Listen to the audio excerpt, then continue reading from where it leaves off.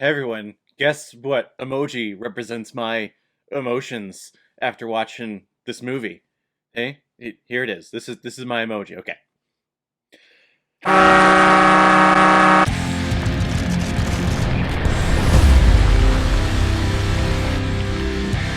The Emoji Movie, released in 2017 and is directed by Tony Leondis, who has directed such films like Lilo and Stitch 2, Stitch Has a Glitch, Igor, and Kung Fu Panda Secrets of the Masters. And this unnecessary product placement thing has the voice cast of TJ Miller, James Corden, Anna Faris, Maya Rudolph, Stephen Wright, Jennifer Coolidge, and Christina Aguilera. I think she plays the Just Dance person, and someone's gonna have to explain that to me. I didn't even know that was an app.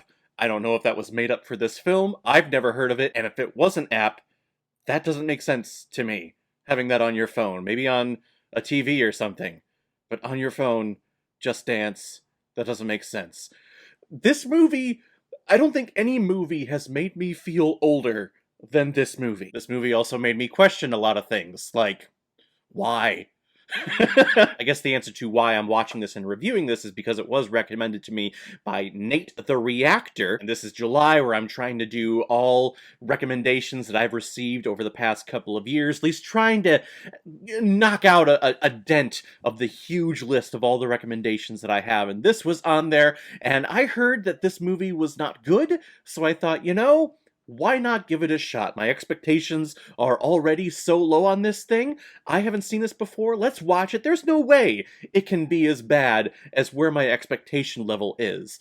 Spoiler alert, it's lower. We're talking Sir Lord Patrick Stewart shit level low. TJ Miller voices the emoji meh, with his struggling with his place in the whole emoji world verse thing, because I guess unlike other emojis, he has other emotions inside of him other than meh, which when other people realize this, he is labeled as a malfunction and is now on the run from being deleted from Alex's phone. And on the way, jumping from app to get to Dropbox, because I can't remember why they're trying to get to Dropbox, he meets High Five and meets a gamer girl who turns out to be a princess, and that's a big deal.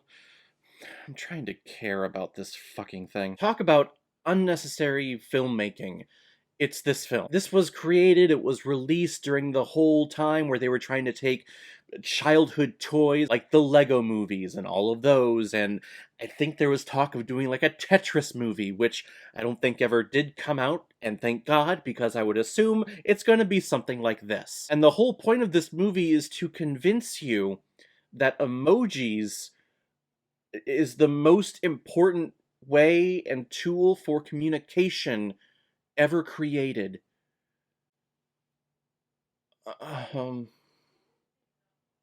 I mean, other than like just speaking language, that was created and pretty important. I envision this movie being created just a whole bunch of executives sitting around a table, and they're all talking about how their nieces and nephews and their children are all sending emojis to each other, and how much that pisses the executives, all of these people off, and they're like, you know what? We're gonna make a movie out of this and get all their money and capitalize on all this bullshit. Really, what I need to do is start saying Bull Patrick Stewart instead of bullshit. It's Bull Patrick Stewart! This is one of the most pandering, baffling, spoon-feeding, dumbing down film of any age that I've ever seen. And I can see the idea that they had in mind. Yes, of course, they're trying to capitalize and make a whole lot of money and capitalizing on all this Apple iPhone crap, this talking emoji shit, but they're also trying to come up with a message and a purpose and a reason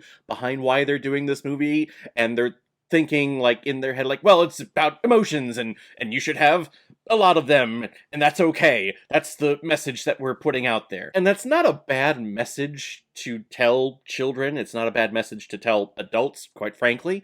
But I feel like that's a lesson that you learn when you're like 3 months old.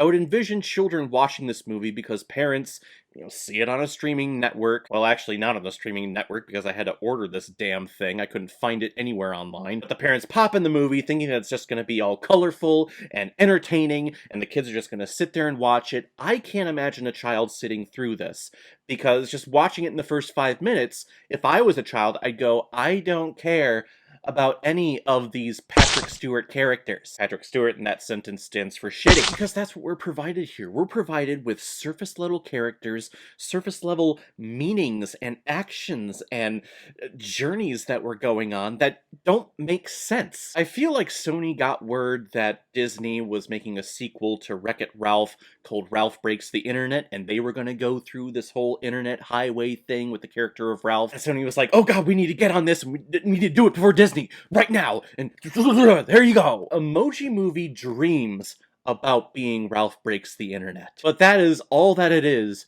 Just dreams. This is a pile of Patrick Stewart. And it all starts from our main character, our protagonist. It's meh. And that's such a Patrick Stewart-like character to start with, because it's just in between. No one really knows what emotion that is. It's just indifference. And that's taking a character like indifference, just meh, and putting that as your main protagonist that we're supposed to care and get behind. I'm mehing that idea. James Corden shows up as High Five, and I've always found James Corden to be annoying, but here it just confirms it. He is one of the most annoying people in the public eye, and I don't know why or how he's in the public eye, and why he gets to do so many things. Late night shows, host the Tonys. Why? He can't do anything well ever. Really, the only standout, and that's not a huge bar to clear, is Jennifer Coolidge is Mary Meh. That's just...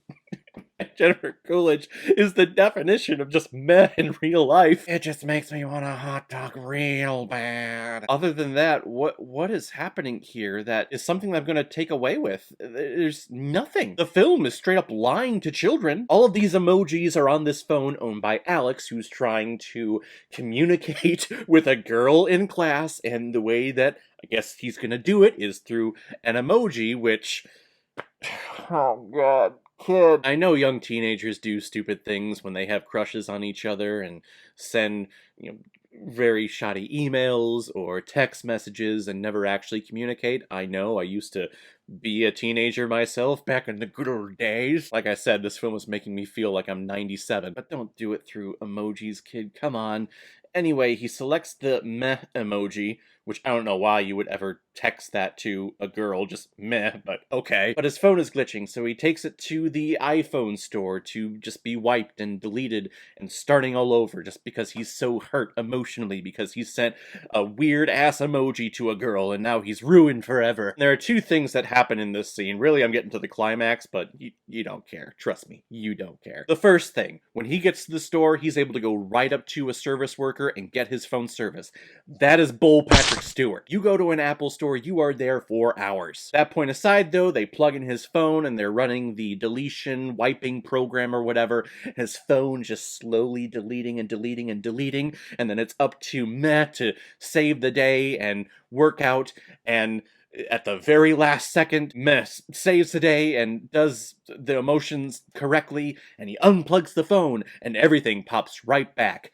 Again, old Patrick Stewart. That is not how deleting your phone works. You hit delete, and it's starting. Those things that it's starting from are deleted. They are gone. You can't just unplug it and go, oh, see, everything's fine now. And then that brings us to the climax. The resolution of this movie is that it's okay to have more than one emotion. Which I guess as humans, we already knew that, right? But then, in the whole world of emojis, if it's okay to have multiple emotions per emoji, why do we need to have a different emoji for everything? Shouldn't all of these other emojis then just be obsolete and deleted and wiped out, and then we just have the meh emoji doing all the emotions? I think that's what we're getting at here. We should have had a huge genocidal thing happening at the end of this movie, if that's the message that we were trying to get from this. Sadly, we don't, and we end with a stupid dance party because colorful images and attention thing. This movie. Thank you very much, Nate the Reactor, for the recommendation. Go screw yourself. I'm kidding, of course. I appreciate the recommendation. I'm pretty sure you recommended it as a joke to get me to watch the Patrick Stewart-esque movie of the year for me, at least. This is definitely making my top 10 worst of the year at the end of this year. Wow, I'm gonna give the Emoji Movie half a Blu-ray. Actually, no, you know what I'm gonna give it? I'm gonna give it one big giant Patrick Stewart. No! No! Maybe I need to make that my rating system. Just how many Patrick Stewarts does a film get? Oh no. Alright everyone, now comes my favorite part of my videos where I pick which movie I'm going to be watching next, and we are continuing our recommendation month here in the month of July, and this next one actually is a PayPal donation from Drew Hallam from the Real Feels podcast. This is attaching to their previous one that they did last week. Please stand by. This one is called A Man Called Ove, or A Man Called Ave.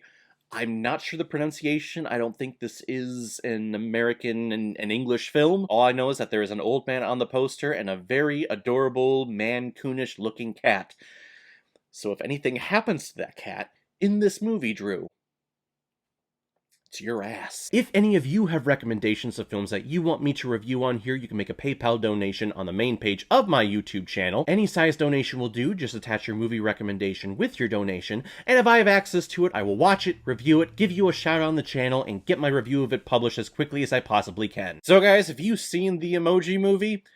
What did you think about it? Is it anything other than a big giant Patrick Stewart for you? Whatever you thought, comment below, let me know what you thought about it. And as always, if you like what you see here, if you like my take on movies, then hit the subscribe button and make sure you hit that bell so you know the next time I'm releasing my next movie review. So guys, I will see you next time with my review of A Man Called Ove. So in the meantime, be well, be good to each other, and go watch a movie. Take care, guys.